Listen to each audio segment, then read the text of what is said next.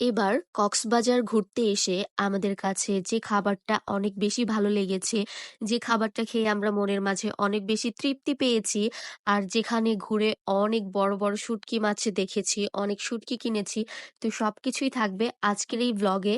So পুরো ভ্লগটা continue করবা আমাদের সবকিছু দেখতে হলে। সো কথা না বাড়িয়ে চলো ভ্লগটা শুরু করা যাক। ঘুরতে আসবো আর সাজুগুজু করে মিররের মধ্যে একটু রং ঢং করে ভিডিও করব না, ছবি তুলবো না, তা কি হয়? একদমই না। তো এখন আমরা বের হব, রাতের খাবার খেতে যাব। তো খাবার খেতে যাওয়ার আগে আরো একবার একটু বিচের সামনে যাব, ওইখানে একটু ঘোরাঘুরি করব। তো ওইটার জন্য একদম এখন হোটেল থেকে বের হয়ে পড়লাম। তারপরে সোজা চলে আসলাম বিচের সামনে। এখানে একটু হাঁটাহাঁটি করলাম, দেখলাম দোকান তো অনেক, কিছু টুকটাক জিনিসপত্র পছন্দ হয় কিনা কেনাকাটার জন্য। তো যেহেতু ঘোরাঘুরি করে কেনাকাটার মতো তেমন কিছুই পছন্দ হলো না, তাই আমরা সোজা চলে আসলাম মেজবান ডাইনে। মেজবান ডাইন তো সবারই পরিচিত, সবার অনেক পছন্দের। এটার খাবার খায়নি এমন মানুষ তো খুঁজেই পাওয়া যাবে না, তাই না? তো আমরা চলে আসলাম মেজবান ডাইনে। এখানে আসার পরে এইটার ভেতরের পরিবেশটা অনেক বেশি সুন্দর ছিল। আমি তো চারপাশের ভিডিও করে নিচ্ছিলাম। আর অনেক মানুষ ছিল। এটা যেহেতু চিটাগং এর অনেক ফেমাস একটা রেস্টুরেন্ট, এটা যেহেতু কক্সবাজারেও আছে, তো এইটাতে তো মানুষ থাকবেই, এটা স্বাভাবিক। তারপরে আমরা বসে পড়লাম। বসে হচ্ছে আমি আরো কয়েকটা নিজের ভিডিও করে নিচ্ছিলাম। আর এপাশে আমরা আলোচনা করছিলাম যে কে কি খাবো। আর আমার মেয়ে তো এখানে এসেই ফার্স্টেই আইসক্রিম নিয়ে নিয়েছে। ও তো যেখানেই যাবে যতই ঠান্ডা হোক, ওর আইসক্রিম তো ওকে খেতেই হবে। তারপরে আমরা অনেকক্ষণ বসে বকবক করে খাবার মেনুটা দেখতে লাগলাম যে কি খাওয়া যায়। তো আমরা হচ্ছে এখানকার মেজবানি যে প্যাকেজটা, ওই প্যাকেজটাই অর্ডার দিয়েছিলাম। তারপরে অর্ডার দেওয়ার পরে আমরা বসে বসে কথাবার্তা বলতে লাগলাম যে খাওয়া দাওয়া শেষ করে আমরা কোথায় যাব, কি করব।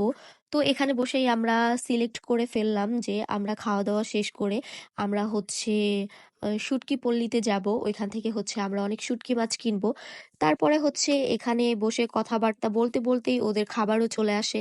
তো আমরা যে প্যাকেজটা নিয়েছিলাম, এখানে ছিল হচ্ছে সাদা ভাত, মেজবানি গরুর মাংস, চনার ডাল, তারপরে হচ্ছে নর্মাল ডাল, আরো একটা কি যেন ছিল ওইটা আমার খেয়াল নেই। তো ওইটার সাথে হচ্ছে আমরা পরোটা নিয়েছিলাম, তারপরে হচ্ছে এক্সট্রা ওদের যে আরো তরকারি ছিল ওইটা নিয়েছিলাম।